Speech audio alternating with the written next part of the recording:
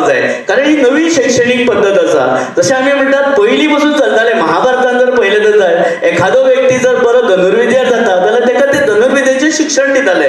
तशाच पद्दतीची एनईपीचो कल जो आसा त्याच प्रमाणे आसा. जशें आमी म्हणटा ओल्ड इज गोल्ड, तशेंच आसा की तसोच कल आसा की न्यू एज्युकेशन पॉलिसी जी आसा तितून अशें आसा एखाद्या भुरग्याचे जो आसा तर एका हेतून जर तो बरो जो आसा जाल्यार तीच ताका लायन दिवन जे आसा तीच तेजें डेव्हलप करप आनी ताका फुडें व्हरप.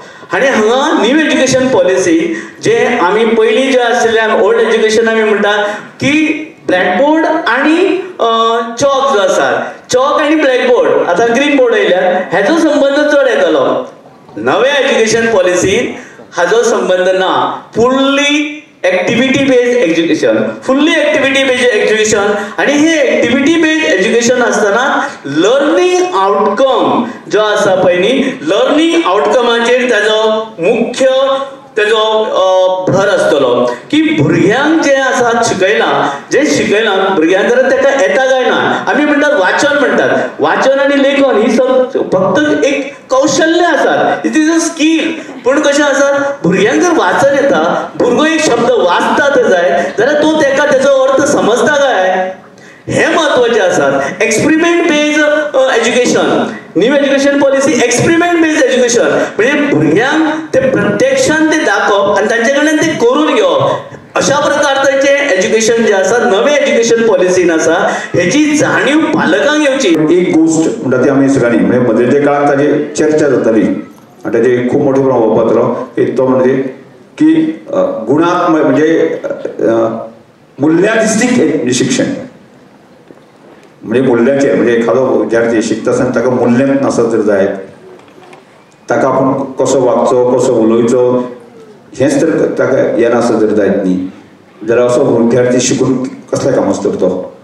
म्हणजे एखाद्या खंयच्या कंपनीक एखाद्या आस्थापनाक गेला जर ताका समोरच्या आपल्या कलिगांनी उलोवपाकच येना आनी त्या शिक्षणाक काय अर्थ ना म्हणून ताजेर खूब मोठ्या प्रमाणात चर्चा जाताली. आनी तातूंत आज न्यू एज्युकेशन पॉलिसीन तोय आस्पाव मोठ्या प्रमाणात केल्लो आसा. ताच्या पेक्षा सगळ्यांत मोठो आज जो सगळे कडेन चर्चा जाता ती म्हणजे स्कील बेस्ड एज्युकेशनाचेर हांगा सगळे कडेन चर्चा करता. आज जरी हांवें म्हणलें 2020 सालांत जर एज्युकेशन पॉलिसी लायली जाल्यार म्हाका दिसता ती सारकी लागपाक जाय आनी 10 वर्सां लागतली. म्हणजे सारकी आमकां कळपा खातीर म्हणजे एज्युकेशन पॉलिसी लायली, एज्युकेशन पॉलिसीचो अवेरनेस जो जावपाक जाय आसा आनी म्हणजे सगळ्या पालकांक सगळ्यांक कळपा खातीर बाबा कितें तें धोरण आनी तें आज आमी कळटलें. आज आत्मानंद सर भाशण करतलो आमकां कळटलें, पूण तें खऱ्या अर्थान 100% इम्प्लिमेंट जावपाच्या दृश्टिकोनांतल्यान आमकां यश जें आसा तें कितलें मेळटलें हाजें आमकां मूल्यमापन करपाची गरज आसा. आतां एनईपी प्रमाणे हो ट्रायंगल जो आसा तो पॅरंट्साचो आसा आनी एनईपी हो स्क्वेअर येयलो अशें म्हणून माननीय सभापतींनी सांगलें आनी ज्ञानान भर पडली आनी तांचे हे जे आसा पळय तें खरेंच आसा. आता अकॅडमिक परफॉर्मन्स ट्रायंगला बद्दल आमी समजून घेवया क्विकली. तर 3 ज्यो बाजू आसता, पयली बाजू आसा ती भुरग्याच्या परफॉर्मन्साची, ती बेस आसा. त्याच्या नंतर त्याच्या परफॉर्मन्स कोणाचेर डिपेंड आसा, स्वता विद्यार्थ्याचेरूय आसा आनी टिचर्साच्या एफर्ट्साचेर आसा. टिचर जितली मेहनत ज्यादा घेत तितले भुरग्याचे परफॉर्मन्स वाडटा. पूण हे कंप्लीट ना.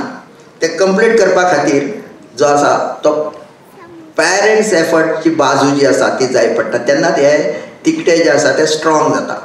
आनी म्हणून पालकांचो जर एफर्ट काडलो जाल्यार कितें जाता, टीचर आनी स्टुडंट उरता तो ट्रायंगल हो स्टेबल ट्रायंगल ना.